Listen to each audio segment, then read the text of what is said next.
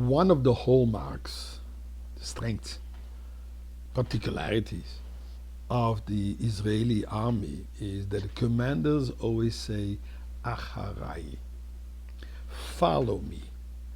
They go ahead. They don't command from the back, but they command from the front. And that's obviously an extremely powerful statement to the soldiers, encouragement.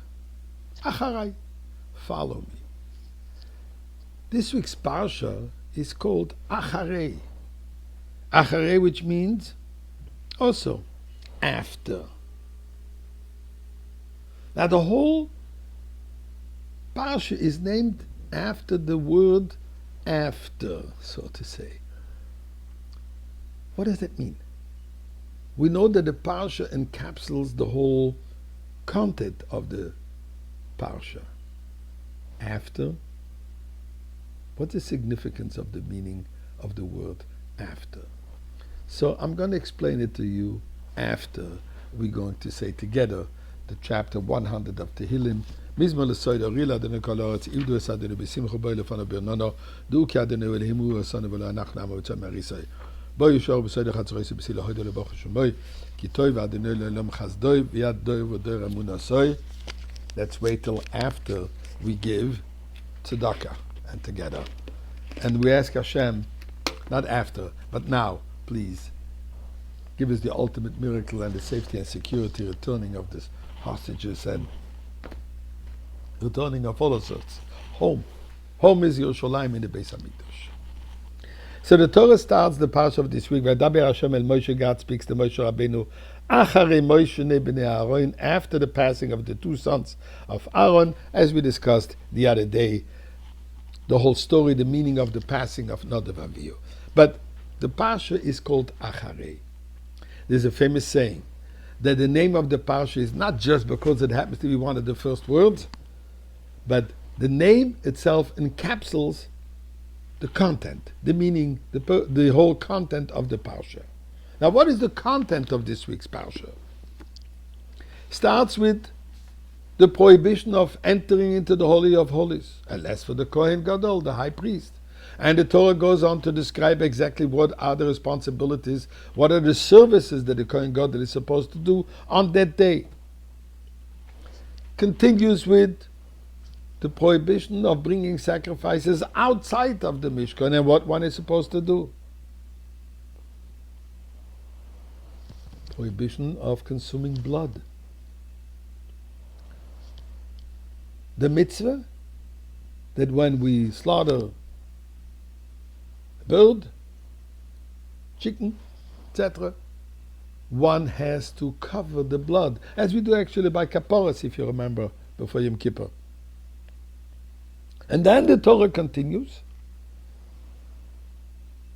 telling us, do not follow the immoral behavior of the Egyptians of that time. And it goes on in detail to discuss the laws of the forbidden intimate relationships, including stating that bestiality, homosexuality, is considered an abomination, and the Torah says, do not live this lifestyle. This is, in one word, the content of this parasha. And in fact, this parasha is always read on Yom Kippur, because the beginning of the parasha obviously discusses about the services in the temple on Yom Kippur. But in the afternoon at Mincha, when we read the Torah again, we will also read Parshas Acharei, but not the beginning of the Torah portion, because we read it in the morning. What are we going to read? All about the immoral and forbidden relationships. On Yom Kippur, we already did Shachis, we already did Musaf. We're in the holiest day. Is this what the focus is on? Is this what the Torah has to tell us? To behave like a proper human being? Not to have any sexual relationships? Yom Kippur, there is no other focus? Especially when we're standing at the just about entering the holiest moment before Ne'ilah. Explains the Rabbi, that's the point. Acharei, after.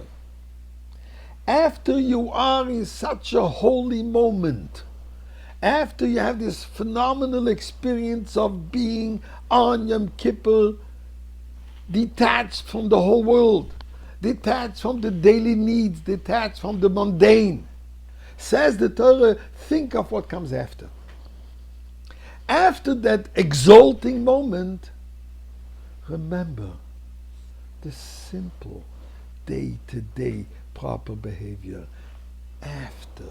Don't content yourself just with what you are doing right now.